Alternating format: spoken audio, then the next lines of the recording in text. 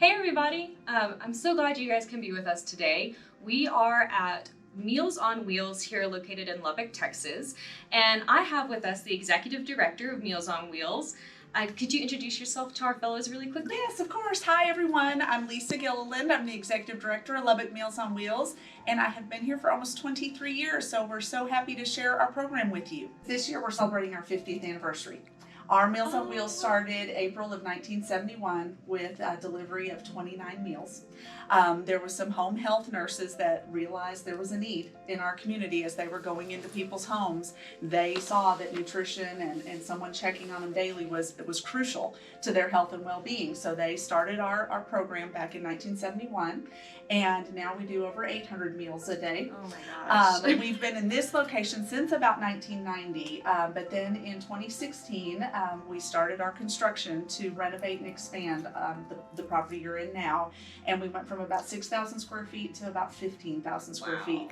We primarily expanded our kitchen, obviously our commercial kitchens here on site. It's about 2.5 times larger than it was. Wow, that is amazing. I mean, the dedication that y'all have, and Meals on Wheels is a staple in the Lubbock community. I'm from Lubbock, and I feel like almost everybody that I know has volunteered for Meals on Wheels at some point because it is just such a vital part of our community. And so I remember one of the most important things we did was we not only delivered the food, but we were also doing wellness checks. Absolutely. And I absolutely loved that. Not only are we providing that hot, nutritious meal that's so important, obviously, for their care and their health, but someone's going by and checking on them just to say hi. For many of them, our volunteer may be the only person they see that day. And I'm sure there's a lot of people also who have dietary restrictions, and I know you meet those as well. Yes, part of having a commercial kitchen on site gives us a lot of flexibility in how to prepare the meals. It's very important to us that it's a quality meal, but it's also a good meal, but something that somebody wants to eat. For many of our clients, this is their main meal of the day, so we don't want it to be, that stigma of hospital food or, airline food. We want it to be something good. So our board members, when they meet here, they eat our lunch. Our staff eats our lunch. It's very important to us to keep a quality meal and a lot of variety. You're not going to see the same thing every week. We offer a diabetic dessert. We offer bland diets. We have a vegetarian diet. We have people that just are no pork or no fish or whatever. So of the 800 plus meals they're preparing every day, they have a lot to keep track of in the kitchen to make sure we can meet everyone's needs. Yes, and I remember it was so well organized too. The volunteers carry a little bag, a heat bag. Yes, I can't explain it very well. A soft-sided, almost like what you get a pizza in. It's a soft-sided cooler, and we have two for each route. One's going to have your hot meal, and then your other's going to have whatever, if it's a dessert, a bread, a salad, whatever goes in the cold side of the cooler. And you are delivering a maximum of about 16 meals so that we can keep all the meals warm and keep the route down to about an hour delivery time. Because like we said, we have all different kinds of volunteers that deliver. Some people are on their lunch break from work. Other people are retired and have a little more time. So we have to try and accommodate everyone. And I love the roses. Yes. That you guys do. We do a lot of extras, and I know Mary's going to talk about some of that too. Because we're not government funded, we can do a lot of extras. We can decide who we serve, what we serve, how we serve them, and we do a lot of special things. On Fridays, there's a local wholesale florist that delivers fresh flowers to us, and we send those out on the routes. Again, you wouldn't think it was a big deal, but they have their little bud vase ready. Yes. Especially the men. Men love getting their flowers on Friday. We get a lot of thank you notes about that. We send out pet food for their furry companions, their dogs and their cats. We have printed materials, newspapers, different things, reading materials that go out to them. Everybody gets a birthday cake on their birthday. If they're over 80, they get a card from the White House. So there's so much more than a meal to make it a full program and kind of brighten their day and have something to look forward to. There's always special things at different holidays. We do a large senior secret Santa where people get gifts. We do food boxes. We do emergency meals. So there's a lot more and a lot more ways for volunteers to get involved. Everybody just thinks of delivery, but all these other projects, we always need volunteer help for those as well. And we're always happy to have that help. We have office volunteers that are here as many hours as some of our full-time staff. So we have a lot of opportunities for people to get involved. Oh my gosh, that is so amazing. I didn't know about the card from the White House. Yes. I mean, how fun is that? That really must make them feel so special and noticed. I mean, they're not just another person who's having a meal dropped off. You're really focusing on the individual. Exactly. Well, and like we said, for many of them, this may be their only real contact with other people, and it is more than just the meal, and it is more than just getting a food delivered to your house, and just here, this is left on your porch. Mm-hmm. They get to know the volunteers, and they check on them as well. If somebody's out for a while, we'll have clients calling up here saying, "Where's Mrs. Smith that delivers on Tuesday? I haven't seen her in a while. Is she okay?" So, they build relationships with these people, and that way the volunteers know too if something doesn't seem right, because they know that client. It's not just tossing a meal at somebody and moving on the route. They take time with them and spend time with them and get to know them. So it is a big part of the entire program. I am here with Mary, and she is the Assistant Director for Meals on Wheels. Mary, can you introduce yourself to the fellows real quick? Yes, Tell them a little about you. Hello, everybody. My name's Mary Gerlock. I'm the Assistant Director here at Lubbock Meals on Wheels, and I've been here for a little over 7 years. I'm responsible for day-to-day operations, fundraising, those kinds of things. And we really appreciate the opportunity to be able to visit with you guys today. Well, we're so happy to have you. And so let's talk a little bit about how the budget works with Meals on Wheels. Can you tell us a little bit about the operations, how that works? Yeah, absolutely. We have, our budget this year is a $1.7 million budget. And I think you'll probably hear this throughout the video, but all of that is raised locally. We don't receive any government dollars or any United Way dollars. And so that's all individuals that send in donations, private foundations, estates, grants, that kind of thing, but all from a private sector.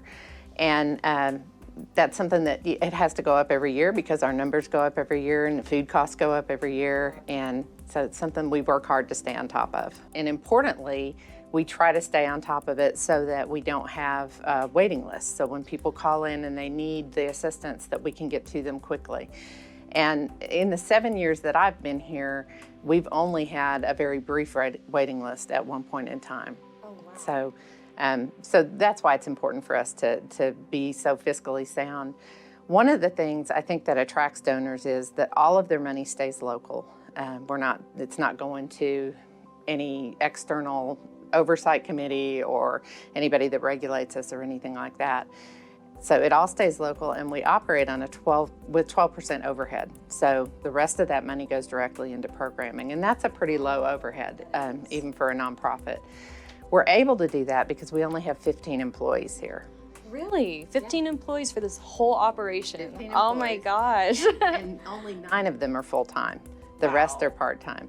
So you hear us talking all about volunteers and partnerships and that kind of thing, and that's the only way that we can do that. You'll be hearing from volunteers that help in the office, that do the delivery. All of the delivery happens with volunteers. We have people that help in the kitchen, but that's how we're able to do that. And we just appreciate the support from our community. Wow, that is incredible. I mean, that much support, and with that small of a staff, what you guys are able to do for the Lubbock community, that's just incredible. We keep our focus narrow. So we do have some additional programs like the weekend meal program, the pet program, those kinds of things that we do. But a lot of that's, volunteer efforts, and it's very close. Everything we do is very close to our main mission. And since we don't spread out and add a bunch of other things in, it allows us to operate very efficiently with very few people. Okay, so with that small number of staff, how do you keep that budget going every year? We have several ways that we fundraise. One of the probably biggest things that's happened to us in the past 10 years or so is that we actually use a direct mail company. And so they're professionals. They write the letters. They are able to get lists to mail out to at a much reduced rate from what we could get them, because they work with many Meals on Wheels programs across the state, or not across the state, across the nation. And that has really changed the way that we're able to bring money in and to build the endowment and those kinds of things. So we bring in over 50% of our budget through direct mail, and we have multiple campaigns that go out through the year, and it's just letters that go out to people, and there are two different focus of the letters. One is acquisitions, and that's just to get new donors. So those go out to people that haven't previously been associated with us or haven't been associated with us for a number of years, and we're trying to bring them back in. And then we have renewal campaigns, and those go out to people that have donated in the last 4 to 5 years, and it's trying to keep them engaged. And we have a lot of repeat donors that do that either monthly or they do it with every renewal. So those are some ways that we keep the budget going. And then we apply for grants. You know, when we need large kitchen equipment, we apply for grants to help offset the cost of our food budget. Our food budget's approximately $35,000 a month. And so, you know, we do that, and that's just the food. That's not the packaging that we send everything out in. Grocery bill. It's a big grocery bill. So we do apply for those grants, and then we try to remind people that they could leave us in their estate if they'd like to, if they are looking for nonprofits where they want to have some of their money go, or a foundation that wants to give annually, that kind of thing.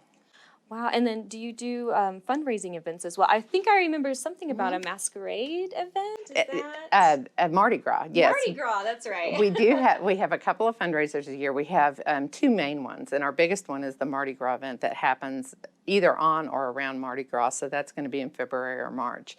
And that one we weren't able to have last year, but the year before we brought in $127,000 on that. Wow. So, you know, that's successful, but you can tell on a $1.7 million budget, that's not where the bulk of our money comes in. Right. But it raises awareness, it keeps people involved, it is something fun that people look forward to every year. And then we have an Easy as Pie event that happens right before Thanksgiving, and we sit in the grocery stores, our volunteers do, and ask people for donations. And for every $5 donation, they get a coupon for a free pie. Oh, And cool. so a pie company partners with us to do that, and the grocery store partners with us to do that, and then community members just donate throughout that. And that brings in about $80,000 so far. Wow, what a smart idea too. I mean, because everybody needs pie. during Everybody loves pie. That is vital. So We have over 1,500 volunteers actively on the books right now. Obviously, they don't all deliver. They do all kinds of different things. But, you know, we do keep quite a supply of volunteers that we can reach out to. that's incredible. And what type of volunteer opportunities are there? Because I know there is, of course, the delivery, but you mentioned there are some other opportunities as well. We need help in the kitchen. We don't have people they don't cook, they don't use the heavy equipment, but they, you know, put bread in sacks so that we have individual bread to go out, or cake in cups. They help on the service line, which will be something that the fellows will get to see. They help in the office, they answer phones, they make most of the calls that we make when volunteers come back from delivering routes and somebody's not home and we call to check on them. Those are volunteers that make most of those calls. And then we need lots of volunteers for the Feed Seniors Now campaign, for Mardi Gras, for Easy as Pie. Easy as Pie needs over 350 volunteers throughout the course of a week. So we have a lot of different opportunities. That is great. So yeah, there's no excuse not to get involved at some point. No, we can hook you up. Hello, Kathleen. This is very nice because I don't drive, and I look forward to it every day, seeing different people and enjoying the food. Wonderful. Do you have a favorite meal? And not really. I just try them all. How long have you been participating in the program? Let's see, since probably January or February this year. I believe it was February. Yeah, right at the end there. So Right yeah. at the end. Right at the end of January, beginning of Yes. February. So yeah. And so you've been on their route since that time? Yes. Yes, we have, yeah, haven't we we? have. We've known you Yes. since then. So yes. Yes, uh-huh. Wonderful. And she's so sweet. I Oh, just have to well, no, admit, she's always it's so sweet. She's It's one the of those sweetest people that wonderful do that this. we love to visit with her. She's always Oh. very sweet. You're always so happy Oh. to see everything. So Uh-huh. we've enjoyed it. Yes, it's fun.